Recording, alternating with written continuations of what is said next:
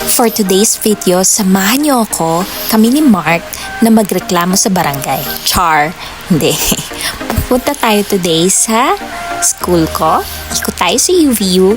May appointment meeting ako sa staff ng Equity and Title IX office. So, para dun sa reklamong pinasa ko last month para sa nagsabotahin ng aking grade. So, kailangan kong makakuha ng justice. Kaya ako nandito para magreklamo. Char. Hindi, yun na nga. Medyo masakit sa dibdib ko yung nangyari dahil hindi ko tanggap yung grade ko. Hindi ko deserve yung ganun. Kasi I work hard for it. Tapos ganun lang makikita kong grade. Nako, hindi pwede yun. Good thing dito sa Amerika, sa mga school, is talagang pinapakinggan nila yung boses ng estudyante. Kung may reklamo ka, isumbong mo. Char. Ganun. Ne, okay sila dito. Maraming resources na pwedeng tumulong sa'yo, na i-encourage ka at tulungan ka sa lahat ng problema mo. Kaya sobrang perfect dito sa UVU. Kung dito ka mag-aaral, talagang okay na okay. So, ayun, lakad tayo. Ito pala yung UVU campus. Ayan, ito yung main campus. So, ang kagandahan dito kasi konektado na lahat. Okay na kahit hindi ka na lumabas kasi konektado lahat ng buildings. Pag winter, hindi ka nagiganawin, hindi ka na maglalakad sa labas. Konektado. So, nandito na, malapit na ako sa Browning Administration kung saan yung mga offices, ang mga reklamo.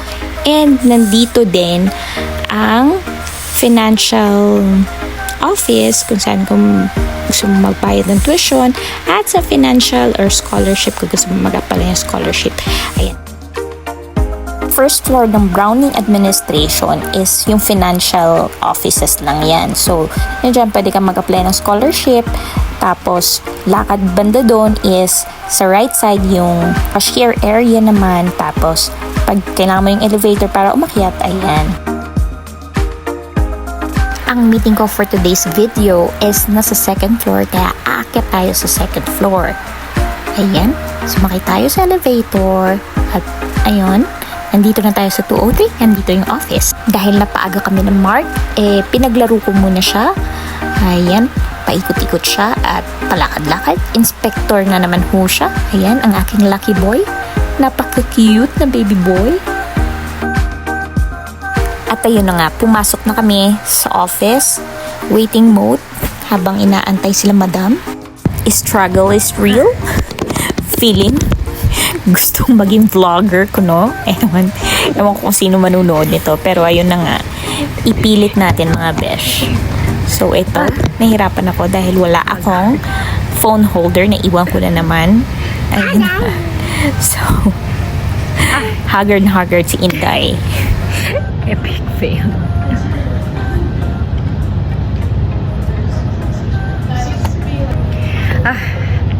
Ayun na nga, kagagaling ko lang sa Equity and Title IX department kung saan in-acknowledge yung complaint ko dun sa nagsabotahe sa grade ko sa Math 1050, and sobrang na-depress talaga ako. Matagal bago na-entertain, pero at least may nakinig and take two. Ayun, katatapos ko lang sa meeting ko with Equity and Title IX na department, and yun nga yung complaint ko. Ngayon lang may nag-entertain. Pero thankful ako kahit medyo natagalan. Kasi nga summer din naman ngayon dito. Medyo onti lang yung nag-work. Pero yun, thankful kasi may nakinig ng complaint ko. Then, hopefully, ma-resolve siya soon. Kasi nga, di ba, nagkaroon ako ng problema sa Math 1050 ko. And, sobrang na-stress ako dun kasi I work hard for it. And, makakita mo na sinabotahe yung grade mo. And, sobrang stressful. Pero, ayun na nga, ito yung kagandahan dito sa UVU kasi meron talagang makikinig and meron talagang mga resources na pwede mong lapitan para matulungan ka maging successful as a student and sa future mo rin. And yun, sobrang thankful ako na may nakinig. Ayun.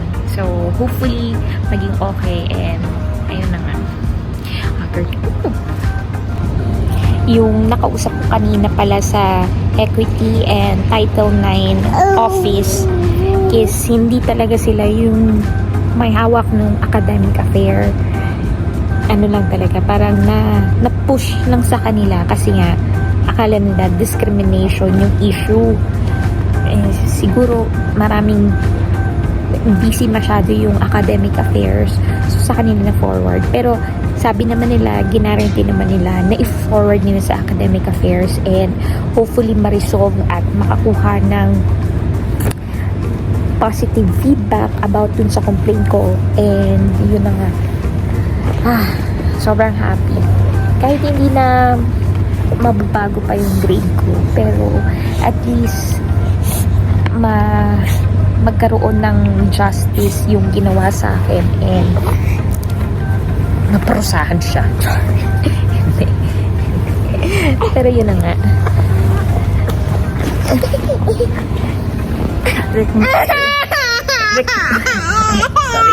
Yung anak ko, arte. Reklamador ng taon ako at ang anak ko ay reklamador ng taon din. Clingy. Ano yung hinahanap mo? Ha?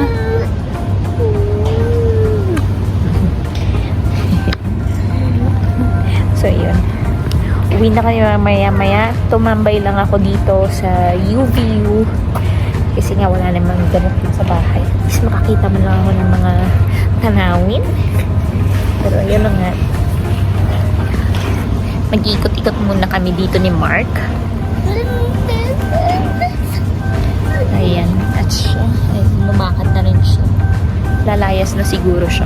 So, ayun.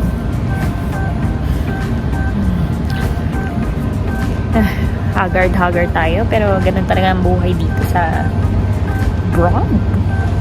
Buhay estudyante. Kung sa Pilipinas pa to ipatulfo mo.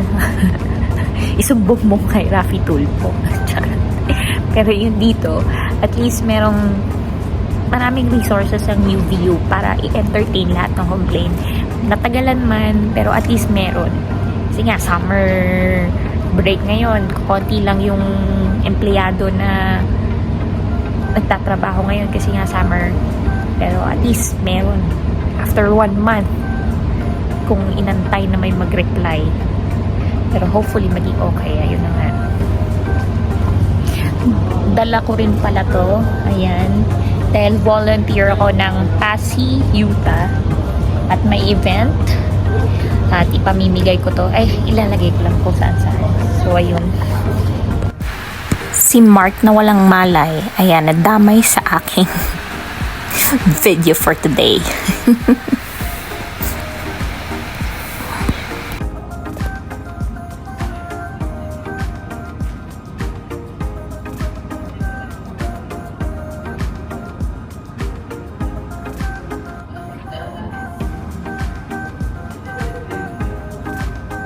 Dahil laborido na si Mark, pinaglakad ko muna siya.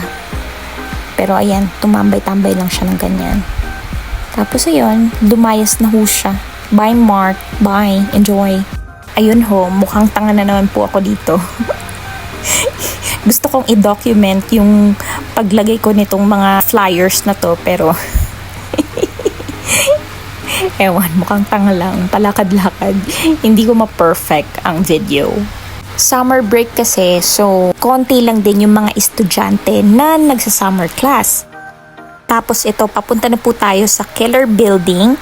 Isa to sa bagong business building ng UVU. Bago ako pumasok sa Keller Building, ay nag-iwan muna ako dito sa lamesa ng mga flyers para makita ng mga estudyante na gustong umattend. Ganun ho ang ganap. At ayun na, Nandito na ho tayo sa Keller Building. Nandito halos lahat ng mga business class ko na subject at ayun, nag-iwan ako ng flyers para makita ng mga business-minded people na estudyante at umattend sila sa Pasay Yuta event. Ayan na. At ito na ho, pauwi na kami ni Mark. Waiting kami ng Grab namin. Ay, hindi pala, Uber namin. Ayan. Ito yung view sa Keller Building na side. Ayan ho. At doon ho nagtatapos ang aking video. Salamat sa mga nanonood. Bye!